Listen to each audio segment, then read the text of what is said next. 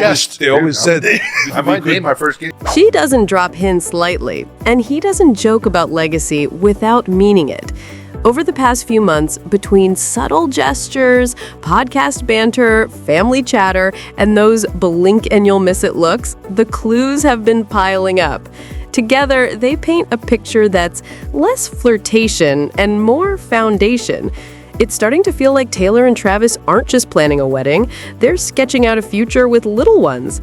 Let's break down every breadcrumb, every glance, every hidden signal that suggests the world's favorite power couple might already be laying the groundwork for baby Kelce's. First up, the way he talks. On New Heights, Travis has been dropping comments that have Swifties' hearts doing overtime. In one episode, he casually joked about baby names, mentioning he might name his first kid Conan after Conan the Barbarian. It was half joke, half confession, the kind of offhand moment that burrows straight into fans' imaginations. Because when Travis Kelce, the man who wears his heart and Taylor's lyrics on his sleeve, starts casually workshopping baby names on air, you can't help but wonder if he's already thinking beyond touchdowns. They always said, I might name my first kid. In another New Heights moment that sent the internet into full detective mode, the brothers were chatting about lab-grown diamonds when Travis dropped that line, "Can't wait till I make one." Cue the record scratch. The line between making a diamond and making a baby? Let's just say it wasn't exactly crystal clear, and absolutely blurred on purpose. Jason jumped in immediately, trying to steer the ship before the conspiracy theorists could start connecting dots on TikTok. But by then, it was too late. The wink was there. The implications sparkled brighter than any diamond, and fans couldn't stop replaying the moment, wondering if Travis had just slipped another glittering clue about his future with Taylor. Lab-grown diamonds, that's lab-grown NBA player. Yeah. I mean, listen, it's not far off, let's be honest. Can't wait till I fucking make one. Don't do this. Do not give any of these other conspiracy theorists anything else to latch. That quick, nervous interruption from Jason only fanned the flames. To fans, it wasn't just a deflection, it was confirmation with plausible deniability. And the family? They're not exactly helping tamp down the rumors. Mama Donna Kelsey, already a proud grandma many times over, has been dropping quiet little hearts on comments calling Travis dad material. No statement, no quotes, just a subtle tap of approval that speaks volumes. Then there was The Rock himself, guesting on New Heights, turning up the teasing energy to full blast. With that signature grin, he joked, "We're putting that voodoo on you and Taylor right now to have babies." The room cracked up, but fans didn't miss the way Travis laughed just a little too hard, like a man caught between humor and prophecy. We'll put that voodoo onto you and Taylor right now. Jason Kelce couldn't resist jumping in, reminding everyone that fatherhood changes everything.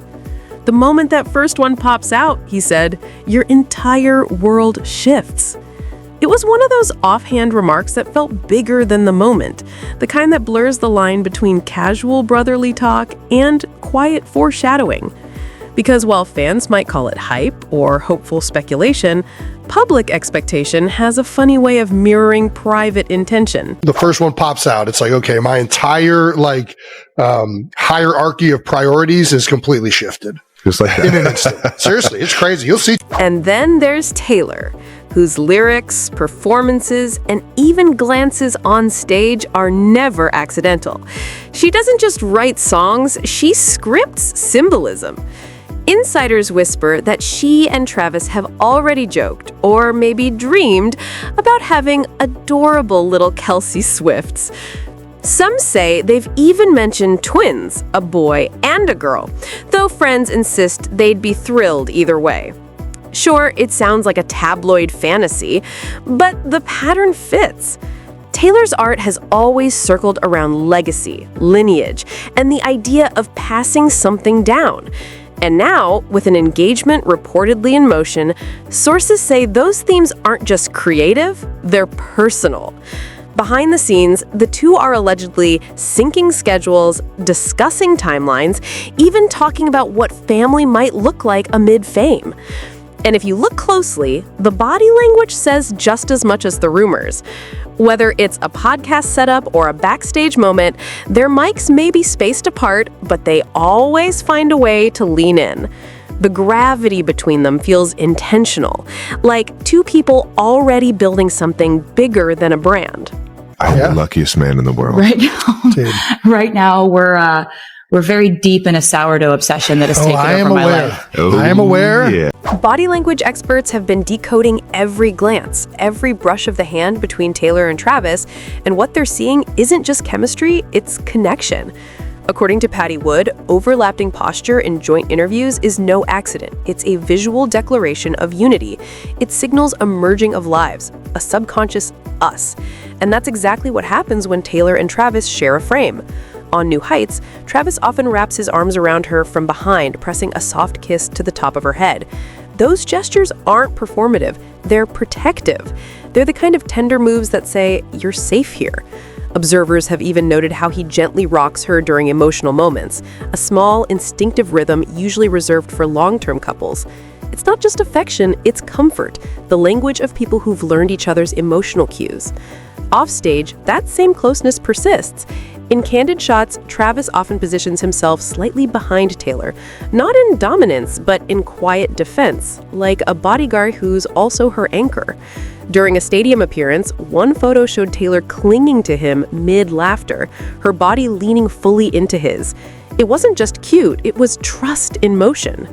And then there's the choreography of their everyday movements. Overlapping shoulders, synchronized walking, hips brushing in unison, never showy, but undeniably intimate. As body language expert Judy James noted, during a New York outing, Travis's hand enveloped Taylor's in a firm, protective clasp, a gesture of possession, yes, but also purpose, the kind of walk you take with someone you see a future with. Even their silences speak volumes. When reporters bring up proposals or children, Travis tends to deflect, stammering, joking, rerouting. Body language specialist Tracy Brown calls this strategic avoidance, a telltale sign of someone dodging a truth they're not ready to reveal. That hesitation, the laugh, the repeat of a question, the abrupt change of topic is its own form of confession. Because when you piece it together, the lingering touches, the instinctive protection, the deliberate non-answers, you see a pattern. They're not hiding a secret, they're savoring one. And maybe that's exactly why so much of the story still lives behind closed doors, not because it isn't real, but because some things are too precious to feed to the algorithm just yet. Insiders say that since their engagement, Taylor and Travis have found a rare equilibrium, emotionally steady, professionally unstoppable, and quietly aligned in what comes next. One source told Elle they're in a good place and not planning to wait too long to start a family. That doesn't sound like a fantasy, that sounds like a timeline. And they're not the only ones who see it coming. From the sidelines, former NFL stars are already fan casting their future child. Julian Edelman joked that would be a great kid. Rob Gronkowski went full fantasy draft, saying their baby would dominate both the catching and the halftime show. Translation, even the locker room believes the Kelsey Swift gene pool is built for legend status. Then there's Travis himself, his subtle, teasing reactions whenever baby rumors pop up. He doesn't deny, he grins, he deflects, but he never shuts it down. That's not avoidance, that's a breadcrumb, a quiet confirmation disguised as charm. Now, picture what's happening off camera. Late night talks, shared dreams, maybe even synced calendars and quiet decisions about when the time will feel right. The visible clues tell a consistent story. Intentional words, long-term body language, supportive family nudges, and a practiced silence that leaves the ending open. If someone were to build a video around this narrative, it would unfold like a love story written in code. You'd start with podcast banter, the cracked jokes about making one, the moments when laughter melts into something tender. Then you'd cut to red carpets and stadium sightings, overlapping bodies, protective embraces, matching styles, their energy syncing like choreography. Add in the experts, those who say overlapping posture means unity, protective gestures mean future building, and evasive answers mean not ready to announce yet. Then layer in the whispers that they've talked about babies, that the families are softly cheering them on, that their inner circles are already dreaming in onesies and footballs. And finally, you'd close with a vision: little rooms, lullabies, legacy. Because for fans, especially Swifties, the idea of Taylor stepping into motherhood with Travis Kelce isn't just gossip, it's prophecy. When love evolves from chemistry to creation, the signs don't shout, they hum. You can see it in every glance, every teasing dodge, and every heart emoji from Donna Kelsey.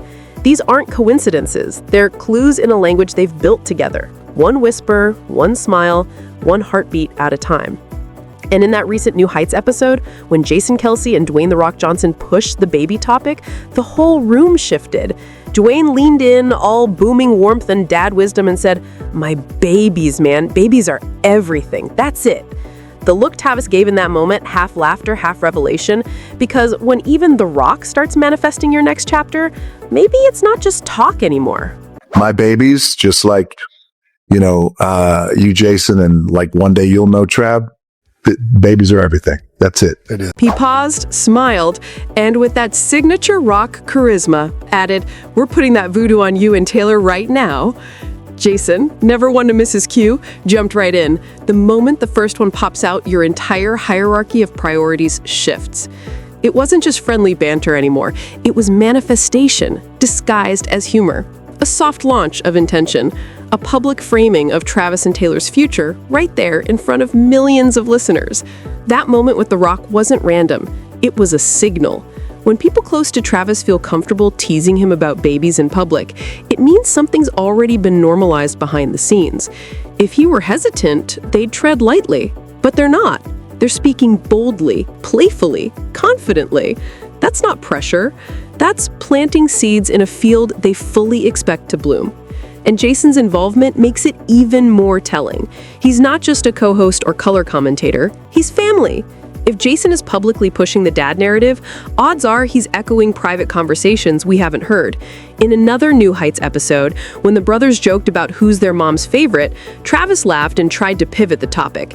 Listen, right now, mom's got Jason at number 1 because he has kids. It was a half joke, half confession, and in that moment, you could almost hear the subtext humming beneath the laughter. He's ready to change that ranking. He's always had Travis number 1. I do know. Listen, and right now, mom has Jason number 1 because he has kids.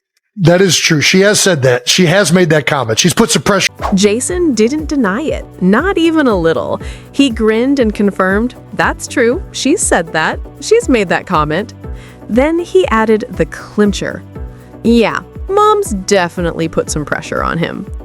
So there it was. No more fan speculation. The pressure wasn't a rumor. It was real, acknowledged, and coming straight from inside the Kelsey house. Jason even framed Donna's mom pressure in a way that hinted at urgency. In interviews and on New Heights, he's implied that her nudging isn't exactly subtle. The Kelsey matriarch has mastered the art of motherly manipulation. A heart emoji here, a side comment there, all signaling one thing. She's ready for more grandbabies. And she's not hiding it. When Donna was asked in a previous podcast episode if Travis was still her favorite, she laughed and said, "Not yet." That little "yet" carried the weight of a family prophecy, because in the Kelsey universe, grandkids are the ultimate currency of maternal love. Sure, it's playful, but it's potent. Moms have been doing this forever, using humor to deliver a hint that cuts deep. Jason's choice to broadcast that dynamic to millions makes it all the more believable. The Kelceys aren't just teasing for entertainment, they're shaping expectations. And what's even more telling? Travis never shuts it down. When Deion Sanders pressed him, "What are you waiting on, Dad? So what are you waiting on?" Travis didn't deflect with irritation or denial. He just laughed, squirmed a little, and let the question hang in the air. That's not avoidance, that's acceptance with a smile. It's the same energy we've seen before, the moment he joked on New Heights that he needed to start breeding so his mom would love him again. At the time, it was half humor, half confession. And Donna's response? Wait until you find the right person. Well, now he has. And ever since Taylor entered the picture, that playful caution has turned into open encouragement. Donna's laughing harder, Jason's pushing louder, and The Rock himself is out here casting verbal baby spells. The family isn't just hinting, they're manifesting. Jason's the voice inside the house, Donna's the conductor of legacy pressure, The Rock is the celebrity amplifier, and Travis, far from rejecting it, is letting the whole symphony play. Taylor, meanwhile, has seamlessly stepped into the role of muse, partner, and future matriarch of this unfolding dynasty. When your family, friends, and half of Hollywood start publicly manifesting your future children, that's not background noise anymore. That's destiny with a microphone.